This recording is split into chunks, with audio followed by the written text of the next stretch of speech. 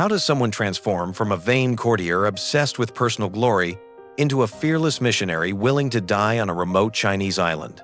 What kind of love can drive a man to leave behind everything comfortable and familiar to preach Christ in lands where no European had ever set foot? And why did the aristocrat who sought earthly honor find eternal glory in the slums of India and the courts of Japan? Have you ever wondered what happens when ambition meets divine purpose? Before the man became a saint, he was a noble, chasing worldly glory. This is the story of Saint Francis Xavier, the missionary who brought Christ to the East. If you've ever felt torn between worldly success and spiritual calling, this story will show you that God can transform our deepest ambitions into His greatest purposes. Stay as we uncover how that hunger was reshaped into a mission that changed continents. Hit like and subscribe for more stories of souls transformed by destiny.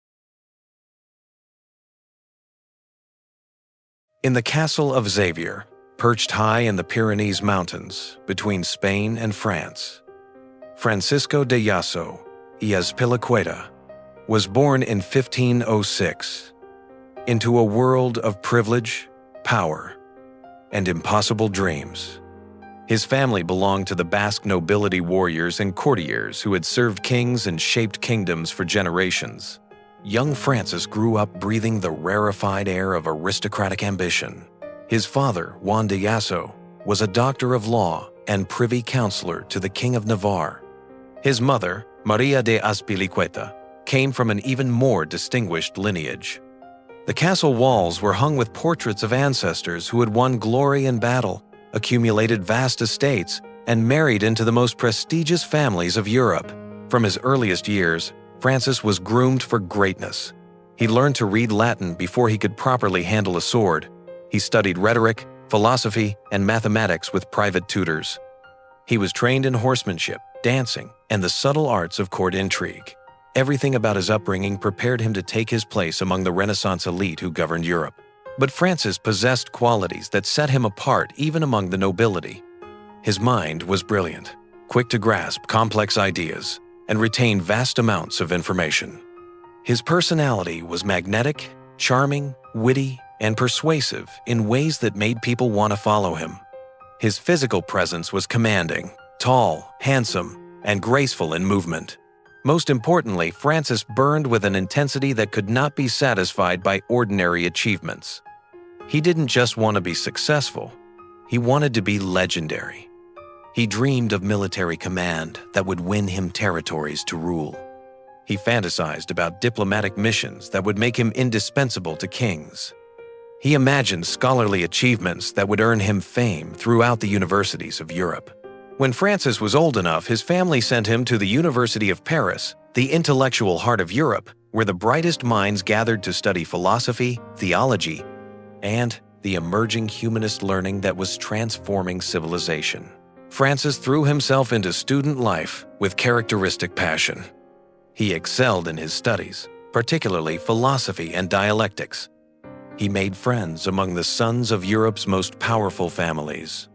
But underneath the polished exterior of a perfect Renaissance gentleman, Francis felt a gnawing dissatisfaction. What does it mean to achieve everything the world offers and still feel empty inside? Then, in 1529, a new student arrived who would change Francis's life forever.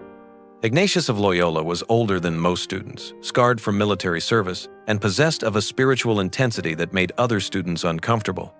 Francis initially dismissed him as a religious fanatic, exactly the kind of person a sophisticated nobleman should avoid. But Ignatius had been watching Francis carefully, recognizing in him the same passionate intensity that he had once directed toward worldly glory. The former soldier was about to begin the patient work of winning the soul of the future missionary. Francis's first encounters with Ignatius were marked by mutual suspicion and barely concealed hostility. To Francis, Ignatius represented everything backward and medieval about religion, the kind of superstitious enthusiasm that enlightened Renaissance men had moved beyond. To Ignatius, Francis embodied the spiritual danger of intellectual pride, untempered by humility. But Ignatius was a master strategist who understood that frontal attacks rarely succeed in winning souls. Instead of criticizing Francis's lifestyle or challenging his ambitions directly, he began a subtle campaign of friendship and spiritual direction that would gradually expose the emptiness beneath Francis's glittering surface. Their conversations started casually: chance meetings in hallways, shared meals in student dining halls, walks through the university gardens. Ignatius listened more than he spoke, asking thoughtful questions about Francis's studies, his family, his dreams for the future. He showed genuine interest in Francis as a person, not just as a target for conversion. Gradually, Francis found himself looking forward to these conversations. Unlike his other friends who competed constantly for intellectual dominance, Ignatius seemed content to let Francis shine. Unlike the professors who corrected every mistake, Ignatius accepted Francis's ideas seriously while gently probing their foundations. The breakthrough came during a philosophical discussion about human happiness and ultimate purpose. Francis had been expounding brilliantly on Aristotelian ethics, demonstrating his mastery of complex arguments about virtue and human flourishing. When he finished, Ignatius was quiet for a long moment. Then he asked the question that would haunt Francis for months. What does it profit a man if he gains the whole world but loses his soul? The words hit Francis like a physical blow. It wasn't just the question itself. Countless preachers had quoted those words of Jesus. It was the way Ignatius asked it, with the authority of someone who had actually faced that choice and chosen differently. Francis tried to dismiss the question with clever arguments about the compatibility of worldly success and spiritual health. But Ignatius didn't argue back. He simply repeated the question whenever they met. What does it profit a man if he gains the whole world but loses his soul? Night after night, Francis lay awake thinking about that question. He examined his ambitions and found them wanting. He looked at his achievements and discovered they brought no lasting satisfaction. He considered his future plans and realized they were all focused on impressing others rather than serving any higher purpose. Have you ever had a moment when everything you thought you wanted suddenly seemed hollow? The internal struggle lasted for months. Francis continued his studies, maintained his friendships, and pursued his ambitions, but the question poisoned his enjoyment of worldly success. Every triumph felt temporary. Every pleasure left him more empty than before. Finally, in 1534, Francis surrendered. Not just to Ignatius's persistent questioning, but to the deeper call he had been trying to ignore. On August 15, the Feast of the Assumption, Francis joined 6 other men in the chapel of Montmartre, taking vows of poverty, chastity, and service to Christ wherever they might be sent. The ambitious knight had become a soldier of Christ. But his greatest adventures were still ahead. The Society of Jesus, the Jesuits, began with 7 men and an impossible dream: to serve God anywhere in the world he might send them. When their planned pilgrimage to Jerusalem proved impossible due to war, they offered themselves to the Pope for whatever mission he deemed most urgent. Pope Paul III quickly recognized the potential of these educated, dedicated men. The Catholic Church was facing challenges on multiple fronts: Protestant Reformation in Northern Europe, Islamic expansion in the Mediterranean, and vast new territories in the Americas and Asia that had never heard the gospel. In 1540, King John III of Portugal requested missionaries for the Portuguese territories in the East Indies. The assignment seemed impossible, a journey of thousands of miles to cultures completely alien to European experience, with little hope of return. It was exactly the kind of challenge that appealed to Francis's transformed ambition. When Ignatius chose Francis for the mission, the decision surprised everyone, including Francis himself. He had no experience with missionary work, spoke no Asian languages, and knew virtually nothing about the cultures he would encounter. But Ignatius recognized that Francis's combination of intelligence, charm, and burning zeal made him ideally suited for the task of bringing Christ to the East. The preparation was hasty. Francis had only a few months to arrange his affairs, study what little was known about Asia, and acquire the basic supplies needed for such an epic journey. He left Lisbon on his 35th birthday, the 7th of April, 1541, carrying only the clothes on his back, a breviary for daily prayers, and letters of introduction from the Pope and the King of Portugal. The voyage to India took 13 months, an ordeal that tested every aspect of Francis's character. The ships were overcrowded, disease-ridden, and constantly threatened by storms, pirates, and navigational errors. Many passengers died during the journey. Others went mad from the stress and isolation. But Francis thrived. He spent the voyage learning Portuguese, studying the languages and customs of India, and ministering to his fellow passengers. He served as confessor, counselor, and nurse, discovering gifts for pastoral care that he had never suspected he possessed. More importantly, the journey gave Francis time to complete his spiritual transformation. The aristocrat who had once been obsessed with personal glory was learning to find joy in serving others. The scholar who had pursued knowledge for its own sake was discovering the practical wisdom that comes from loving God and neighbor. When Francis first glimpsed the coast of India in May 1542, he was no longer the ambitious young nobleman who had left Europe. He was a missionary, ready to bring Christ to a world that had never heard his name. But nothing could have prepared him for what awaited in Goa. Goa was supposed to be the crown jewel of Portuguese India, a thriving commercial center where Eastern riches flowed into European coffers and Christian civilization planted roots in pagan soil. What Francis found instead was a colony rotting from moral corruption, where Portuguese settlers had abandoned Christian principles in pursuit of easy wealth. The colonists lived like Oriental potentates, surrounding themselves with luxury while exploiting local populations. They kept multiple wives and concubines, engaged in the slave trade, and showed more interest in Hindu festivals than Christian worship.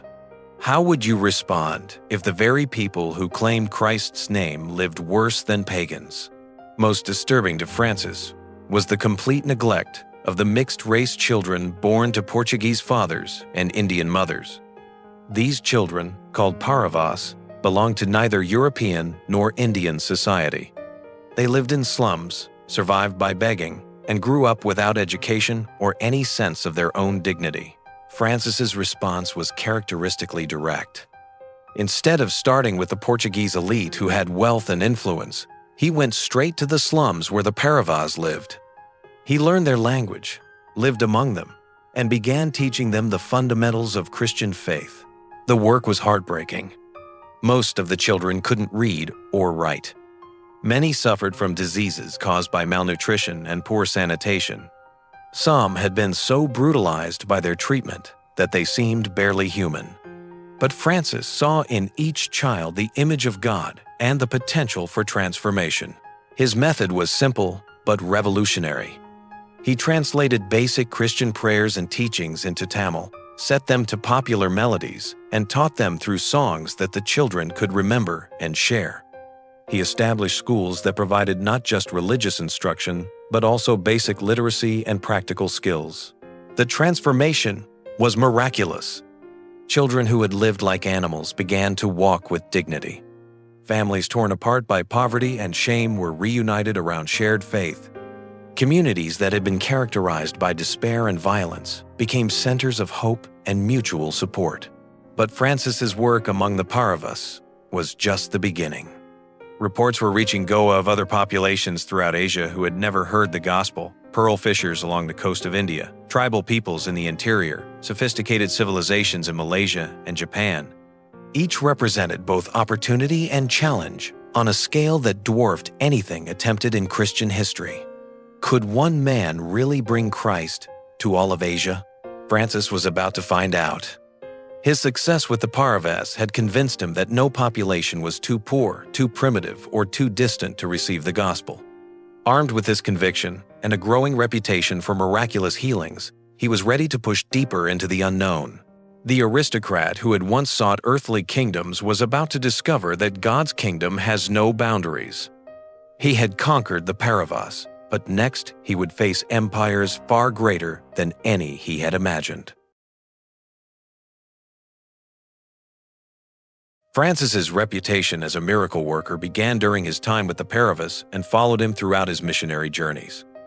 Witnesses reported that he could heal the sick with a touch, calm storms with a prayer, and even raise the dead through the power of faith. But whether these accounts were literal truth or symbolic expressions of his spiritual impact, they reflected the transformative effect Francis had on everyone he encountered. From Goa, Francis traveled to the Moluccas, the legendary Spice Islands where European traders competed for access to the most valuable commodities in the world. Here he found not just commercial opportunity, but spiritual need on an unprecedented scale. Entire populations had never heard the name of Jesus Christ. The challenges were overwhelming. Francis had to learn new languages every few hundred miles. He encountered cultures with completely different concepts of deity, morality, and human purpose. He faced opposition from Muslim traders who saw Christianity as a threat to their commercial and religious influence. But Francis's approach remained consistent. Learn the language, live among the people, start with the most neglected and vulnerable populations, and trust that God's grace would accomplish what human effort could never achieve. His strategy worked brilliantly. In the Moluccas, Francis baptized thousands of converts who became the foundation for Christian communities that would endure for centuries. His letters back to Europe described mass conversions, miraculous healings, and the establishment of churches in places where no Christian had ever set foot. But Francis's greatest challenge and his most spectacular success awaited in Japan. In 1549, Francis became the first Christian missionary to set foot in Japan. The journey itself was perilous, a voyage across unknown seas to a country that had never welcomed foreigners and was ruled by warrior clans suspicious of any outside influence. What Francis found in Japan was a civilization as sophisticated as any in Europe, a culture with complex philosophy, advanced technology, and artistic traditions of extraordinary beauty. The Japanese were not primitive pagans who could be easily impressed by European superiority. They were intelligent, proud people who would judge Christianity based on its own merits. Francis's initial reception was mixed. Some Japanese were curious about the foreign religion and its strange teacher. Others were hostile to what they saw as foreign contamination of Japanese culture. Most were simply indifferent to claims about salvation that seemed irrelevant to their daily concerns. But Francis persevered with characteristic determination. He learned Japanese, studied Buddhist and Shinto texts to understand the religious framework he was trying to change, and began presenting Christianity in terms that made sense within Japanese culture. The breakthrough came when Francis gained access to the imperial court and was allowed to present his message to the most educated and influential people in Japan. His combination of intellectual rigor, personal holiness, and obvious sincerity impressed even skeptics. By the time Francis left Japan in 1551, he had established a Christian community that would grow to over 300,000 members within a few decades. The foundation he laid was so strong that it would survive centuries of persecution, producing thousands of martyrs who chose death rather than abandon the faith Francis had brought them. But Francis himself would never see the full fruit of his labors. His next destination would be his last. Francis's final mission was his most ambitious and, ultimately, impossible. He had set his sights on China, the vast empire that was the source of much Asian culture and the key to reaching the largest population on Earth. If Christianity could take root in China, it could transform all of Asia. The challenge was enormous. China was officially closed to foreigners. The few European traders who had gained access were strictly confined to Macau. Attempting to enter China without permission was punishable by death. But Francis was confident that his proven ability to win over hostile populations would open closed doors. In 1552, he set sail from Japan toward China, carrying letters of introduction and a burning desire to bring the gospel to the world's most populous nation. The journey ended not in triumph, but in tragedy. Francis reached the small island of Shangchuan, just off the Chinese coast, where he was forced to wait while authorities negotiated for permission to enter the mainland. Days turned into weeks, weeks into months, and still no authorization came. Have you ever seen your greatest dream within sight, and then watched it slip away? The delay devastated Francis's health and spirit. He had driven himself beyond human endurance for over a decade, and on the desolate island, with China tantalizingly visible but completely inaccessible, he began to break down. The end came suddenly. On the 3rd of December, 1552, Francis Xavier died alone in a crude hut on Shangchuan Island, attended only by a Chinese servant who couldn't understand his final words. He was 46 years old, ancient by missionary standards but young for someone who had accomplished so much. His last words, spoken in Spanish to a Chinese companion who couldn't comprehend them, were reported to be a prayer. "Jesus, Son of David, have mercy on me." But was this really the end of Francis's story? The man who had traveled farther than any missionary in history, who had brought Christianity to 3 continents, who had baptized over 100,000 people in a dozen different languages, had died within sight of his greatest dream. The aristocrat who had exchanged worldly ambition for divine mission had apparently failed at the moment of his greatest opportunity. Or had he? Francis Xavier's death on a remote Chinese island was not the tragedy it appeared to be. It was the beginning of his greatest triumph. The body of the missionary who had traveled farther than any man in history would never return to Europe, but his influence would spread even beyond the vast territories he had evangelized in life. Within hours of Francis's death, extraordinary things began happening. His body, hastily buried in lime to speed decomposition before transport, was discovered to be perfectly preserved when exhumed months later. The flesh was flexible, the color natural, and there was no sign of decay, a phenomenon witnessed by hundreds of people and documented by Portuguese officials. The miraculous preservation of Francis's body became a powerful symbol of the incorruptible nature of his mission. As news of his death spread throughout Asia, the Christian communities he had established took on new life. The man who had been their teacher and father figure became their intercessor and patron saint. In India, the Parava communities Francis had founded continued to grow and prosper. The children he had taught to sing Christian songs in Tamil became the teachers of the next generation. The churches he had built became the centers of thriving Christian cultures that would endure for centuries. In Japan, Francis's influence proved even more extraordinary.